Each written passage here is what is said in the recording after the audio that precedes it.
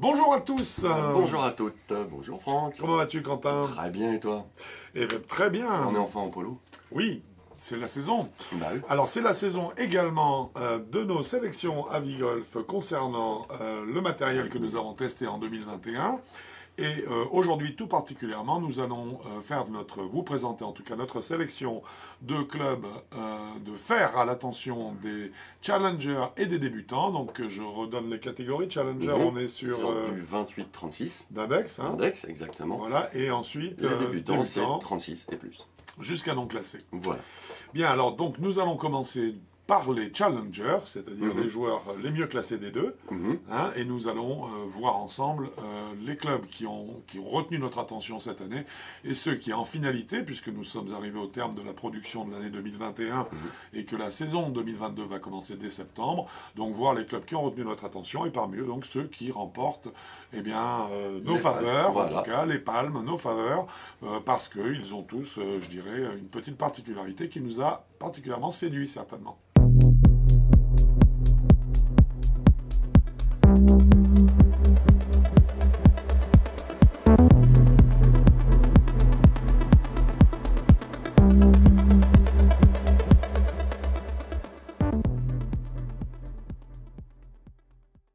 Nous allons commencer notre sélection par la série de fer qui pour nous a été la plus tolérante donc, de cette année. Bah, c'est assez important pour quand même les golfeurs de ce niveau-là. Absolument. Donc la parce tolérance vitale. oui, fondamentale dans cette zone d'index hein, où malheureusement tous les coups ne sont pas réussis, ne sont pas parfaitement droits. Centré. Et on est content d'avoir des clubs qui arrivent un petit peu à compenser et à nous aider à avoir des trajectoires de balles bien belles. Alors, quel est, dis-moi, le club que nous avons retenu pour ça? Bah, le club que nous avons retenu, c'est le TaylorMade Sim de Max. Voilà, donc en termes de cible, vous pouvez bien sûr consulter notre test, on est en plein dans cette gamme Challenger. C'est un club qui a une tolérance que tu qualifierais comment? Est-ce que tu peux nous en parler? Magnifique. En fait, hein, c'est on peut décentrer la balle. Après, bon, ça manque un peu de toucher, mais ça, c'est l'inconvénient de la tolérance. Toujours. Voilà. Mais non, ça, c'est des clubs tolérants. On décentre un peu la balle. Il n'y a rien qui nous retourne les coudes ou les épaules. Oui, oui, tout à fait. Donc, agréable, assez agréable au toucher, même si c'est pas très pointu. Mais au moins, les balles partent, c'est facile, elles s'élèvent avec aisance. Et on a très peu d'écart entre les voilà. balles frappées avec des effets en fait qui ont été involontaires et la balle et la ligne droite, hein, disons. À peu près. Donc, il y a un vrai feutrage, il y a un vrai gommage, donc il y a une feutrage. très grosse tolérance qui se fait, comme tu l'as dit, au détriment du feedback, c'est normal. Mais donc, c'est notre vainqueur pour cette catégorie de la tolérance. Notre deuxième sélection porte sur le fer le plus puissant que nous ayons joué, donc testé en 2021. C'est là encore un élément la puissance intéresse beaucoup les joueurs, surtout dans cette zone d'index. Bah, en général, la vitesse est normale et on cherche à aller un petit peu plus loin. Et aussi, le Challenger est un joueur qui est dans une zone d'index où il estime encore que la puissance est un grand facteur d'économie de coûts sur le terrain. Il se dit, des fers qui vont loin, c'est des coûts que je gagne. Et il réalisera peut-être par la suite que c'est pas forcément le cas, comme ça que ça se passe. Mais en tout cas, il y a une recherche au niveau de la puissance. Et à ce niveau-là, donc, le vainqueur pour nous cette année 2021. Bah, c'est les fers. Ce sont les fers Argolf, le F35. Voilà. Alors, le F35 qui est un F35 qui porte bien son nom d'avion de chasse. Hein, oui, il nous a bien scotché celui-là parce qu'en plus, le Smash Factor est à 1,38. 1,38, donc on est 0,05 au-dessus de la norme qui est de 1,33 pour ce club. Mais aussi, c'est même quand le Smash Factor descendait. Voilà, il y a une transformation, en termes de puissance qui était vraiment très impressionnante. Alors bien sûr, là on parlait de la puissance du F-35, mais en dehors de ça, voilà, puisqu'en fait il a concouru, il a failli attraper pas mal de points, également dans d'autres domaines. Voilà, donc c'est pour ça que c'est vraiment un très bon club. Très bon club, et qu'à ce niveau-là, on est droit dans nos bottes en le sélectionnant comme palme d'or au niveau de la puissance. Alors, dans les paramètres qui comptent beaucoup quand on est un challenger, donc dont le handicap est compris entre 28 et 36, il y a un paramètre assez récurrent. Voilà, un paramètre de trajectoire qui ont tendance à tourner assez sévèrement. Pour les droitiers, et ben à droite, et pour les gauchers, à gauche. Alors c'est ce qu'on appelle ça le slice. Et évidemment, il est vrai que c'est une catégorie c'est une zone de jeu dans laquelle les joueurs subissent beaucoup cette trajectoire courbe et dangereuse. Et inefficace, enfin je dirais très pénalisante en termes de performance de balle. Ou de retrouver de balles dans les bois. Voilà, et c'est pourquoi, les fabricants, dans cette gamme-là, proposent des clubs qui ont une vocation anti-slice. À ce niveau-là, nous avons un prétendant qui a raflé la mise. Haut la main. Très haut la main, on peut le dire. Donc, en fait, tu veux nous dire son nom, il s'agit du Callaway Big Bertha 21. Voilà, le BB21. Le BB21 qui est aussi bien au niveau des bois, puisqu'on le verra à d'autres occasions, mais en tout cas concernant les fers, là encore c'est vraiment une série qui est tout à fait à la hauteur des attentes qu'on peut en avoir et qui fonctionne très bien dans le côté Slice Killer, qui est le surnom de cette série, et qui est un surnom amplement mérité. Alors bien sûr, quand on est challenger, je dirais on est encore à un moment de sa carrière golfique où on espère progresser. Et pour ça, on a besoin d'avoir un club qui nous permette d'analyser le mieux possible à la fois la frappe de la balle et le geste qu'on a pu mettre en place pour obtenir cette frappe de balle. Voilà. Alors, il y a des clubs qui vont nous aider à progresser dans ce sens-là. À s'améliorer, voilà, c'est ce qu'on appelle des clubs pédagogiques. Voilà, alors c'est une appellation pour laquelle nous n'avons pas déposé de brevet, on va dire. Voilà, mais on aurait pu parce qu'en fait c'est vraiment une des qualités qui peuvent être remarquables dans un club de golf, c'est cet aspect-là. Et à ce niveau-là, quel a été notre vainqueur? Quel a été celui qui était le plus pédagogique notre vainqueur, ce sont une deuxième fois les fers Argolf, les F35, qui nous ont vraiment surpris par leur toucher. Et le retour d'information qu'on a dans les mains, on sait tout de suite où on tape dans la balle. Voilà, il donne beaucoup d'indications, aussi bien au niveau du plan de swing, de l'angle d'attaque, on ressent tout ça parfaitement en fait. C'est pourquoi on disait que tout à l'heure, quand on en parlait au chapitre de la puissance, que c'était un club qui avait des qualités nombreuses, puisqu'en fait on retrouve ici, à nouveau, c'est lui qui prend la palme. C'est un club qui est vraiment étonnant, c'est la grande surprise de l'année pour nous, oui, clairement. Et donc il décroche cette palme haut la main. Nous allons maintenant aborder la question de la polyvalence. Alors qu'est-ce que c'est qu'un club polyvalent? Un club polyvalent, c'est un club qui réunit toutes les palmes, on va dire, qu'on a citées, donc la tolérance, la puissance, éventuellement l'anti-slice, le côté pédagogique.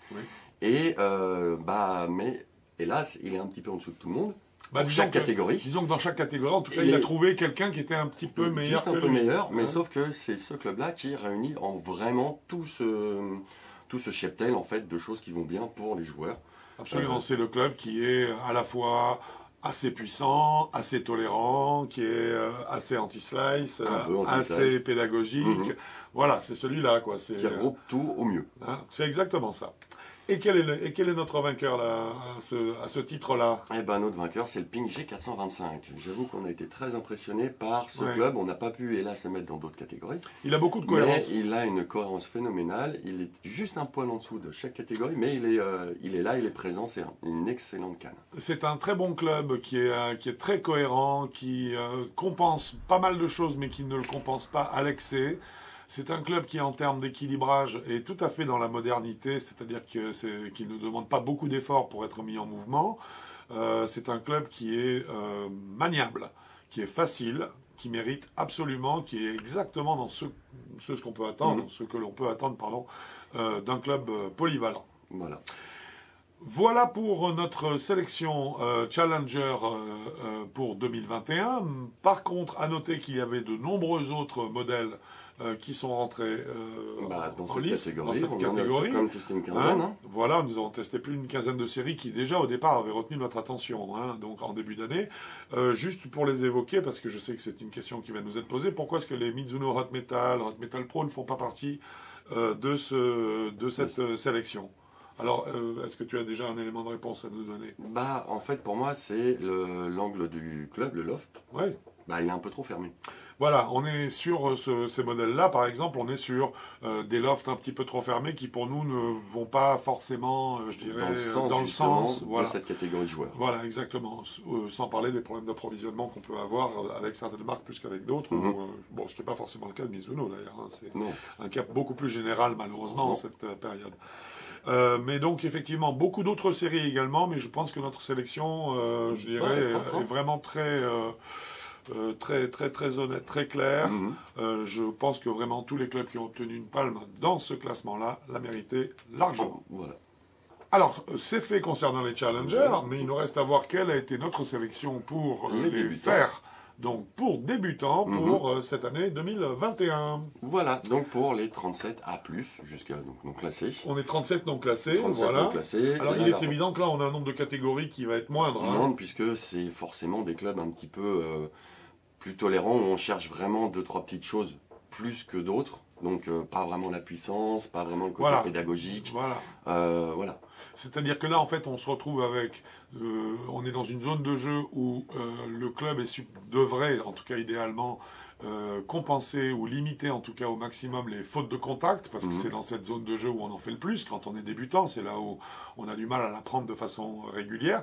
Et quand on la prend régulière, eh bien, on a toujours une trajectoire dont on a parlé un petit peu plus tôt, qui a tendance à être récurrente. Et donc, en fait, on va voir que nous allons récompenser que 3 catégories, qui sont le meilleur anti-slice, puisque c'est effectivement un effet que les débutants subissent et que les non-classés subissent également. Et à ce niveau-là, je te demande une fois de plus quel va être le vainqueur. Eh ben, le vainqueur, c'est en fait le même, c'est le Callaway, le BB21. Voilà, alors difficile cette année quand même. À côté dessus, là, c'était très difficile parce qu'en fait, avec ce BB21, Callaway a trusté tout de suite vraiment toute cette zone. En fait, c'était facile, on n'avait pas le choix. Non, c'est ça. Ici, il y avait les 2-3 choix possibles. Oui, mais quelque part, vraiment le plus là, efficace. C'était voilà, exactement, c'était le meilleur choix. Voilà. Donc, sans aucun doute, le Big Bertha 21. Nous attaquons maintenant la catégorie du club le plus facile à jouer. Eh ben, ça tombe bien, on est en plein dedans. Ça, c'est donc vraiment dans la catégorie de jeu des 37 et plus, et il faut trouver un club facile. Voilà, c'est pas la peine. Il est évident que là, prendre un club difficile, c'est compliquer encore plus l'apprentissage. Donc, c'est surtout pas recommancé. C'est très sport, là. Voilà, exactement. Alors, quel est pour nous, quel a été le club le plus facile à jouer? Le plus facile pour nous, ça a été vraiment le Ping G425. Voilà, une fois de plus. Facile à jouer, il se dépose tout seul, il tourne tout seul autour du corps, le contact est aisé, il est, comme on l'a dit tout à l'heure, hyper polyvalent. Oui. Et là, au niveau facilité, c'est fait tout seul, quoi. Alors, je pense que en fait, surtout, c'est son équilibrage qui fait qu'il a été immédiatement, il s'impose en fait dans cette catégorie-là aussi, parce qu'en fait, c'est un club qui ne demande pas d'effort à mettre mis en mouvement. On le fait tourner autour du corps très facilement, et ça, je pense que c'est très très bien pour les joueurs qui commencent.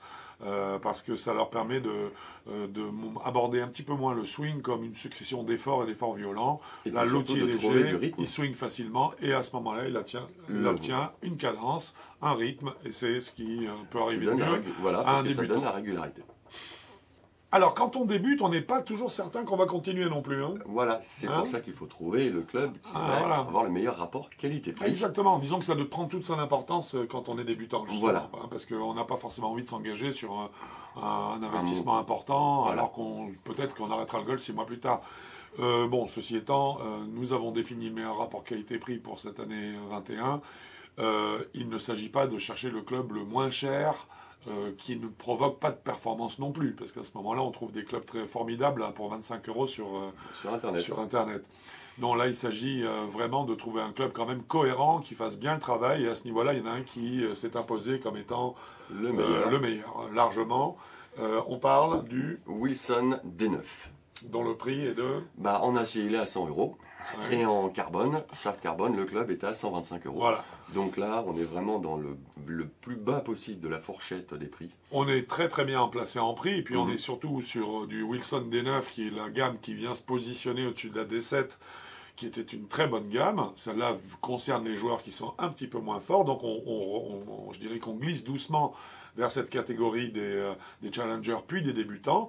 Et à ce moment-là, à ce niveau-là, effectivement, c'est le meilleur rapport qualité-prix pour nous, pour 2021.